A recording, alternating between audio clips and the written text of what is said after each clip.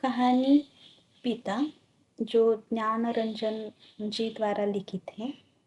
1965 को 65 इसका प्रकाशन वर्ष है। पारिवारिक संबंधों के बदलते स्वरूप को दर्शाती यह कहानी है, जहाँ पुरानी पीढ़ी यानी पिता और आधुनिक पीढ़ी यानी पुत्र के बीच पुरानी मान्यता और आधुनिकता आधुनिक सोच के कारण तालमेल नहीं बैठ पाता। यह वही चित्रण यहाँ पर दिखाई दे रहा है। कहानी है कुछ इस तरह। उसने अपने बिस्तरे के अंदाज लेने के लिए मात्र आध पल को बिजली जलाई। बिस्तरे फर्श पर बिछे हुए थे। उसकी स्त्री ने सोते सोते ही बड़बड़ाया, आ गई, और बच्चे की तरफ करवट लेकर चुप हो गई। लेट जाने पर उसे एक बड़ी डकार आती मालूम पड़ी, लेकिन उसने डकार ली नहीं। उसे लगा कि ऐसा करने से उसे चुप्पी में खलल पड़ जाएगा, जो चारों तरफ भरी है, और काफी रात गए ऐसा होना उचित नहीं है। अभी घनश्याम नगर के मकानों के लंबे सिलसिलों के किनारे किनारे सवारी गाड़ी धड़धड़ाती हुई गुजरी। थोड़ी देर तक एक बहुत साफ भागता हुआ शोर होता रहा। सर्दियों में जब यह गाड़ी गुजरती है तब लोग एक प्रहर की खासी नींद ले चुके होते हैं।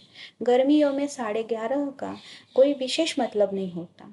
यो उसके घर में सभी जल्दी सोया करते, जल्दी खाया और जल्दी उठा करते हैं। आज बेहद गर्मी है। रास्ते भर उसे जितने लोग मिले उन सब ने उससे गर्म और बेचैन कर देने वाले मौसम की ही बात की। कपड़ों की फजीहत हो गई, बदहवास ये चिपचिपाहट और थकान है। अभी जब सवारी गाड़ी शोर करती हुई गुजरी तो उसे ऐसा नहीं लगा कि नींद लगते लगते टूट गई हो, जैसा जाड़ों में प्राय लगता है। बल्कि यो लाग लगा कि अगर सोने की चेष्टा शुरू नहीं की गई तो सचमुच देर हो जाएगी। उसने जामुई ली। पंखे की हवा बहुत गर्म थी और वह पुराना होने की वजह से चिढ़ाती सी आवाज भी कर रही है। उसको लगा दूसरे कमरे में भी लोग शायद उसकी तरह जमाई ले रहे होंगे, लेकिन दूसरे कमरों के पंखे पुराने नहीं हैं। उसने सोचना बंद करके अन्य कमरों की आहट लेनी चाहिए। उसे कोई बहुत मासूम सी ध्वनि भी 1-1.5 मिनट तक नहीं सुनाई दी, जो सन्नाटे में काफी तेज होकर आ सकती हो। तभी पिता की चारपाई बाहर चरमर आई। वह किसी आहट से उठे होंगे। उन्होंने डांट कर उस बिल्ली को रोना चुप कराया जो शुरू हो गया था। बिल्ली थोड़ी देर चुप रहकर फिर रोने लगी। अब पिता ने डंडे को गज पर कई बार पटका और उस दिशा की तरफ खदेड़ने वाले ढंग से दौड़े जिधर से रोना आ रहा था, और हट हट चिल्लाए। जब वह घूम फिर कर लौट रहा था तो पिता अपना बिस्तर बाहर लगाकर बैठे थे। कनखी से उसने उन्हें अपनी गंजी से पीठ का पसीना रगड़ते हुए देखा और बचता हुआ वह घर के अंदर दाखिल हो गया। उसे लगा कि पिता को गर्मी की वजह से नींद नहीं आ रही है, लेकिन उसे इस स्थिति से रोष हुआ। तब लोग तो सब लोग पिता से अंदर पंखे के नीचे सोने के लिए कहा करते हैं, पर वह जरा भी नहीं सुनते। हमें क्या भोगे कष्ट। कुछ देर पड़े रहने के बाद वह उठा और उसने उस दुखतावश खिड़की से झांका। सड़क की बत्ती छाती पर है। गर्मियों में यह बेहद आखर जाता है। पिता ने कई बार करवटें बदली, फिर शायद चैन की उम्मीद में पार्टी पर बेड पंखा झलने लगी। पंखे की डंडी से पीठ का वह हिस्सा खुजाते हैं जहां हाथ की उंगलियां दिक्कत से पहुंचती है। आकाश और दरख्तों की तरफ देखते हैं। रिलीफ पाने की किसी बहुत हल्की उम्मीद में शिकायत उगलते हैं। बड़ी भयंकर गर्मी है, एक पत्ता भी नहीं डोलता। उनका यह वाक्य जो नितांत व्यर्थ है, अभी अभी बीते क्षण में डूब गया। गर्मी बरकरार है और रहेगी, क्योंकि यह जाड़े बरसात का मौसम नहीं है।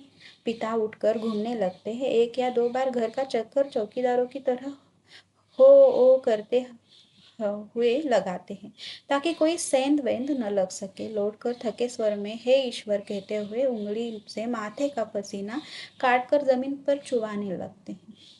बड़ा गजब है। कमरे की एक दीवार से टिक कर बैठ जाने पर वह काफी तनाव में सोचने लगा। अंदर कमरों में पंखों के नीचे घर के सभी दूसरे लोग आराम से पसरे हैं। इस साल जो नया पेडस्टल खरीदा गया है वह आंगन में दादी अम्मा के लिए लगता है। बिजली की मीटर तेज चल रहा होगा, पैसे खर्च हो रहे हैं, लेकिन पिता की रात कष्ट में ही है। लेकिन गजब यह नहीं है, गजब तो पिता की जिद है। वह दूसरे का आग्रह अनुरोध माने तब ना। पता नहीं क्यों पिता जीवन की अनिर्वाय सुविधाओं से भी चिढ़ते हैं। अनिवार्य सुविधाओं से भी चिढ़ते हैं, वह झल्लाने लगा। चौक से आते वक्त 4 आने की जगह 3 आने और 3 आने में तैयार होने पर 2 आने में चलने वाले रिक्शे के लिए पिता घंटे खड़े रहेंगे। धीरे सबके लिए सुविधाएं जुटाते रहेंगे, लेकिन खुद उसमें नहीं या कम से कम शामिल होंगे। पहले लोग उनकी काफी चिरौरी किया करते थे, अब लोग हार गए हैं। जानने लगे हैं कि पिता के आगे किसी की चलेगी नहीं। आज तक किसी ने पिता का वाश बेसिन में मुंह धोते हुए नहीं देखा। बाहर जाकर बगिया वाले नल पर ही कुल्ला दातुन करते हैं। दादा भाई ने अपनी पहली तनख्वाह में गुसल खाने में उत्साह के साथ एक खूबसूरत शावर लगवाया, लेकिन पिता को अरसे से हम सब आंगन में धोती को लंगोटी की तरह बांधकर तेल चुपड़े बदन पर बाल्टी बाल्टी पानी डालते देखते आ रहे। खुले में स्नान करेंगे, जनेऊ से छाती और पीठ का मैल काटेंगे। शुरू में दादा भाई ने सोचा पिता उसके द्वारा शावर लगवाने से बहुत खुश होंगे और उन्हें नई चीज का उत्साह होगा। पिता ने जब कोई उत्साह प्रकट नहीं किया तो दादा भाई मन ही मन काफी निराश हो गए। एक दो बार उन्होंने हिम्मत करके कहा भी, आप अंदर आराम से क्यों नहीं रहते नहाते, तब भी पिता आसानी से उसे टाल गए। लड़कों द्वारा बाजार से लाई बिस्किटें, महंगे फल पिता कुछ भी नहीं लेते। कभी लेते भी है तो बहुत नाक भों सिकोड़ कर उसके बेस्वाद होने की बात पर शुरू में ही जोर दे देते हुए अपनी अमावट गाजर और दाल रोटी के अलावा दूसरों द्वारा लाई चीजों की श्रेष्ठता से वह कभी प्रभावित नहीं होते। वह अपना हाथ पांव जानते हैं, अपना अर्जन, और उसी में उन्हें संतोष है। वे पुत्र जो पिता के लिए कुल्लू का सेब मंगाने और दिल्ली एम्पोरियम से बढ़िया धोतियां मंगाकर उन्हें पहनाने का उत्साह रखते थे, अब तेजी से पिता विरोधी होते जा रहे हैं। सुखी बच्चे भी अब गाहे बगाए मुंह खोलते हैं और क्रोध उगल देते हैं। लद लद बाहर आम के 2 सिकरों के लगभग एक साथ गिरने की आवाज आई। वह जानता है पिता आवाज से स्थान साधने की कोशिश करेंगे। टटोलते टटोलते अंधेरे में आम खोजेंगे और खाली गमले में इकट्ठा करते जाएंगे। शायद ही रात में 1-2 आम उसके चूक जाते थे, ढूंढने पर नहीं मिलते, जिनको सुबह पा जाने के संबंध में उन्हें रात भर संदेह होता रहेगा। दीवार से काफी देर एक की तरह टिके रहने से उसकी पीठ दुखने लगी थी। नीचे रीढ़ के कमर वाले हिस्से में रक्त की चेतना बहुत कम हो गई। उसने मुद्रा बदली। बाहर पिता ने फाटक खोलकर सड़क पर लड़ते चियाते कुत्तों को हड़काया। उसे यहाँ बहुत खींच हुई। कई बार कहा, मोहल्लों में हम लोग का सम्मान है, 4 भले लोग आया जाया करते हैं, आपको अंदर सोना चाहिए, ढंग के कपड़े पहनने चाहिए और चौकीदारी की तरह रात को पहरा देना बहुत ही भद्दा लगता है। लेकिन पिता की अड़ में कभी कोई झोल नहीं आता। उल्टा सीधा पता नहीं कहाँ किस दर्जी से कुर्ता कमीज सिलवा लेते हैं। टेढ़ी जेब, सदरी के बटन ऊपर नीचे लगा, सभा सोसाइटी में चले जाएंगे, घर भर को बुरा लगता है। लोगों के बोलने पर पिता कह देते हैं, आप लोग जाइए ना भाई, कॉफी हाउस में बैठिए, झूठी वैनिटी के लिए बेरा को टिप दीजिए, रहमान के यहाँ 1.5 रुपए वाला बाल कटाइए, मुझे क्यों घसीटते हैं। लोगों को बोलना चुटकी भर से में धरा रह जाता है। पिता वैसे तो चुप रहते हैं, लेकिन जब बात बहस में उन्हें खींचा जाता है तो काफी करारी और हिंसात्मक बात कहे जाते हैं। उल्टे उन्हें घरने वाले हम भाई बहन अपराधी बन जाते हैं। कमरे से पहले एक भाई खिसकेगा, फिर दूसरा, फिर बहन और फिर तीसरा। चुपचाप सब की खिजे हारे खिसकते रहेंगे। अंदर फिर माँ जाएगी और पिता विजयी पिता कमरे में गीता पढ़ने लगेंगे या झोला लेकर बाजार सौदा लेने चले जाएंगे। होता हमेशा यही है। सब मन में तय करते हैं आगे से पिता को नहीं घेरेंगे, लेकिन थोड़ा समय गुजरने के बाद फिर लोगों का मन पिता के लिए उमड़ने लगता है। लोग मौका ढूंढते लगते हैं लोग मौका ढूंढने लगते पिता को किसी प्रकार अपने साथ सुविधाओं में थोड़ा बहुत शामिल कर सके, पर ऐसा नहीं हो पाता। वह सोचने लगा, भूखे के सामने खाते समय होने वाली व्यथा सरीखी किसी स्थिति में हम रहा करते हैं। यद्यपि अपना खाना हम कभी स्थगित नहीं करते, फिर भी पिता की असंतृप्ति के कारण व्याकुल और अधिक तो ही। पिता अद्भुत और विचित्र है।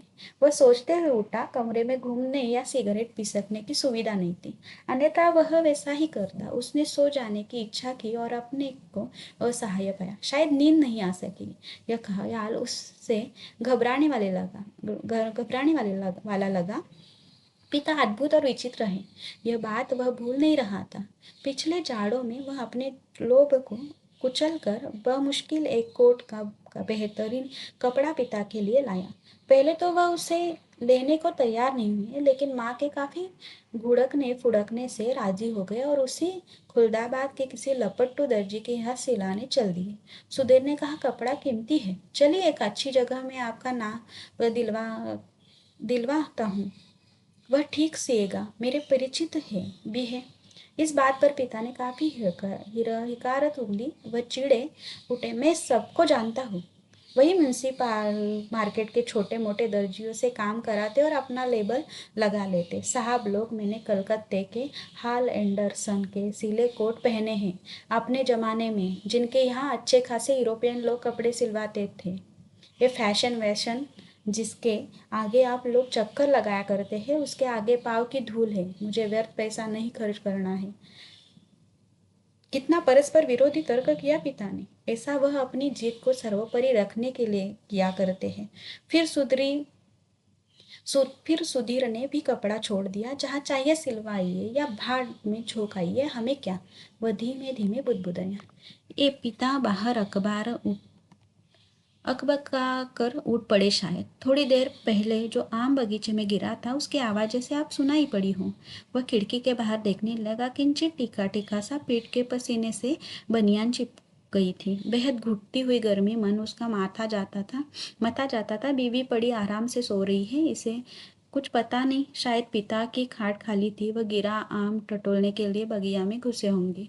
पिता कितने विचित्र हैं। लंबे समय से वह केवल 2 ही ग्रंथ पढ़ते आ रहे हैं, यंत्रवत नियमवत रामायण और गीता। लंबे 35 वर्ष के अखंड केवल रामायण और गीता। उसके पहले युवा काल में जो कुछ जितना कुछ पढ़ा हो उन्होंने, उसे कभी भयावह, कभी सम्मानजनक और कभी झूठ लगता।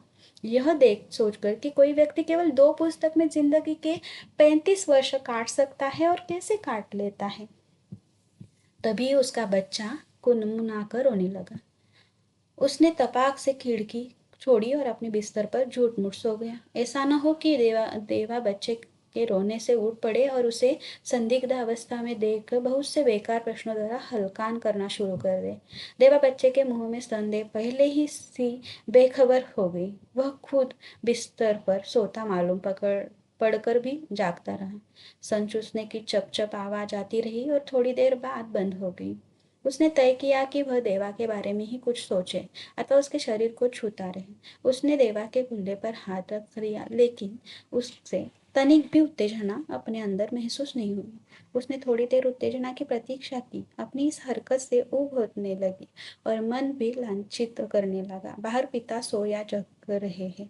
जैसा भी हो, वह बड़े जबरदस्त ही इस समय बाहर रहकर भारी होते जा रहे हैं। घर के अंदरूनी हिस्सों में लोग आराम से या कम आराम से किसी तरह सो तो गए होंगे। वह विषादग्रस्त हुआ और अनुभव करने लगा, हमारे समाज में बड़े बूढ़े लोग के जैसे बहू बेटियों के निजी जीवन को स्वच्छंद रहने देने के लिए अपना अधिकांश समय बाहर व्यतीत किया करते हैं। क्या पिता ने भी वैसा ही करना तो शुरू नहीं किया कर दिया है। उसे पिता के बूढ़ेपन का ख्याल आने पर सिहरन हुई। फिर उसने दृढ़ता से सोचा, पिता अभी बूढ़े नहीं हुए हैं, उन्हें प्रतिक्षण हमारे साथ साथ जीवित रहना चाहिए। भरत का पुरानी जीवन व्यवस्था कितनी कठोर थी। उसके मस्तिष्क में एक विचार आ गया। विषाद सर्वोपरि था। उसे आंखों में हल्का जल लगने लगा। अगर कोई शीत युद्ध न होता पिता और पुत्र के बीच, तो वह उन्हें जबरन खींच के नीचे लाकर सुला देता। लेकिन उसे लगा कि उसका युवापन एक प्रतिष्ठा की जीत कहीं चुराए बैठा है। वह इस प्रतिष्ठा के आगे कभी बहुत मजबूर, कभी कमजोर हो जाता है और उसे भुगत भी रहा है। दरअसल उसका जी अक्सर चिल्ला उठने को हुआ है, पिता तुम हमारा निषेध करते हो, तुम ढोंगी हो, अहंकारी वज्र अहंकारी। लेकिन वह कभी चिल्लाया नहीं। उसका चिल्ला सकना मुमकिन भी नहीं था। वह अनुभव करता था उसके सामने जिंदगी पड़ी है और पिता पर इस तरह चिल्लाने में उसका नुकसान हो सकता है। उसको लगा पिता लगातार विजयी है। कठोर है तो क्या, उन्होंने पुत्रों के सामने अपनों को कभी पसारा नहीं। लगता है दीवारों पर भी पसीना चुह आया है। खुद को छुरा भोंक देने या दीवार पर सीट पटकने या सोती बीवी के साथ पाशविक हो जाने का ढोंग सोचने के बाद भी गर्मी की बेचैनी नहीं कटी। उसने ईश्वर को बुदबुदाना चाहा, लेकिन वैसा नहीं किया। केवल हल्के हल्के हाथ के पंजे से सिर के बालों को दबोच कर वह रह गया। मौसम की गर्मी से कहीं अधिक प्रबल पिता है। उसके सामने एक घटना मजबूती से टंग गई। उसने घटना को मन में दोहराया। वायुसेना में नौकरी करने वाला उसका कप्तान भाई बहन के यूनिवर्सिटी के खर्चे के लिए 10 वर्ष तक 50 रुपये महीना भेजता रहा था। एक बार अकस्मात कप्तान भाई होली अवकाश मनाने घर आ गया। पिता ने उसके हाथ में उसके नाम की 1200 रुपये वाली एक पासबुक थमा दी। सबको यह बड़ा आकस्मिक लगा। कप्तान भाई को हैरत हुई और हल्की खुशी भी कि एकाएक काफी रुपए मिल गए, लेकिन इस बात से उसे दुख और पराजय का भान भी हुआ। उसने अपने को छोटा महसूस किया। 2 वर्ष तक बहन के लिए उसने जो थोड़ा बहुत किया वह सब एक पल में घटकर नगण्य हो गया। फिर भी वह अनुभव कर रहा था, कप्तान भाई ज्यादा सोचते नहीं। खिलाड़ी तबीयत के हैं, यान की तरह चुटकी में धरती छोड़ देते हैं। कितने मस्त है कप्तान भाई। उसे पता उसे लगा पिता एक बुलंद भीमकाय दरवाजे की तरह खड़े हैं, जिसे टकरा टकरा कर हम सब निहायत पिद्दी और दयनीय होते जा रहे। इस घटना को याद करके और पिता के प्रति खिन्न हो जाने पर भी उसने चाहा कि वह खिड़की से पिता को अंदर आकर सो सो रहने के लिए आग्रहपूर्वक कहे, लेकिन वह ऐसा नहीं कर सका। वह असंतोष और सहानुभूति दोनों के बीच असंतुल्य भटकता रहा। न लोको शेड से उठती इंजनों की शर्टिंग ध्वनि, न कंक्रीट की ग्रैंड ट्रक पर ही होकर आती धूमनगंज की और इसके लुक्के लौटते इको के घोड़ों की टापे, न झगड़ते कुत्तों की भौंक भाग। बस कहीं उल्लू एक गति एक वचन और विभस्त में बोल रहा है। रात्रि में शहर का आभास कुछ पलों के लिए मर गया है। उसको उम्मीद हुई कि किसी भी समय दूर या पास से कोई आवाज अकस्मात उठ जाएगी। घड़ी टनटना जाएगी या किसी दौड़ती हुई ट्रक का तेज लंबा हॉर्न बज उठेगा और शहर का मरा हुआ आभास पुनः जीवित हो जाएगा। पूरा शहर कभी नहीं सोता या मरता। बहुत से सोते हुए जान पड़ने वाले भी संक्षिप्त ध्वनियों के साथ या लगभग ध्वनिहीनता के बीच जगे होते हैं। रात काफी बीत चुकी है और इस समय यह सब सोचना सिवाय सोने के कितना निरर्थक है। शायद पिता औंग गए हैं। करवट बदलने से उत्पन्न होने वाली घाट की चरमराहट, आम टटोलते समय सूखी अधसूखी पत्तियों के कुचलने की आवाज, उठलाटी की पटक, मकान के फेरे के वक्त की खास खास कर कुत्ते बिल्लियों को हड़कना कुछ सुन नहीं पड़ रहा है। इस विचार से कि पिता सो गए होंगे उसे परम शांति मिली और लगा कि अब वह भी सो सकेगा। शीघ्र नींद के लिए उसने टकटकी बांधकर पंखे की तरफ देखना शुरू किया। गर्म हवा के बावजूद दिन भर की व्यर्थ थकान और सोच विचार से पस्त हो जाने की वजह से वह नींद में चित्त हो गया। थोड़े समय उपरांत वह एकाएक उचक कर उठ बैठा। सामने चारों तरफ कुछ देख पाने के लिए कुछ क्षणों तक गड़े हुए अंधेरे का घूरा। हुआ यह कि उसे शरीर में एकाएक बहुत गर्मी सी लगी थी और अजीब सी सरसराहट हुई। शायद पसीने से भीगी टांग पत्नी के बदन से छू गई थी। मुंह से बुरा सा स्वाद भर आया था। किसी बुरी बीमारी के कारण अक्सर ऐसा हो जाया करता है। उठकर उसने 2-3 कुल्ले किए और ढेर सारा ठंडा पानी पिया। इतना सब कुछ वह अधनींद में ही करता रहा। आंगन से पानी पीकर लौटते समय उसने इम्तिनान के लिए खिड़की के बाहर देखा। अब तक नींद जो थोड़ी बहुत थी काफुर हो गई। फिर पिता सोने गए थे अथवा कुछ सोकर पुनः जगे हुए हैं, पता नहीं। अभी ही अभी ही उन्होंने हे राम तू ही सहारा है कहकर जमाई ली है। ऐसा उन्होंने कोई दबकर नहीं किया। रात के लिहाज से काफी शोर उठाते कहा है। शायद उन्हें इम्तिनान है कि घर में सभी लोग निश्चिंत रूप से सो रहे हैं। पिता ने अपना बिस्तर गोल मोड़कर खाट के एक सिर पर कर दिया है और वही सुराही से प्याले में पानी ले लेकर अपनी खटिया की बांध तक कर रहे हैं। सुराही से खाट तक और खाट से सुराही तक बार बार आते जाते हैं। बहुत बार ऐसा करने पर खाट का बात तर हुआ है। इसके बाद उन्होंने पानी पिया और पुनः एक बड़ी आवाजदार जामुई के साथ लिपटे हुए बिस्तर का सिरहाना बना निकरी खटिया पर लेटा गए। सड़का होने में पता नहीं कितनी देर थी। तड़का होने में पता नहीं कितनी देर थी। थोड़ी देर बाद पंखा जमीन पर गिराकर उनका दायां हाथ खटिया की पाटी से झूलने लगा। चारों तरफ धूमिल चांदनी फैलने लगी। सुबह जो दूर है कि ब्रह्म में पश्चिम से पूर्व की ओर कौवे काव काव करते उड़े। वह खिड़की से हटकर बिस्तरे पर आया। अंदर हवा वैसी लू की तरह गर्म है। दूसरे कमरे स्तब्ध है। पता नहीं बाहर भी उस समय और बेचैनी होगी, उमस बेचैनी होगी। वह जागते हुए सोचने लगा, अब पिता निश्चिंत रूप से सोए होंगे शायद। इस तरह यह कहानी थी। कहानी यहाँ पर समाप्त होती है। धन्यवाद।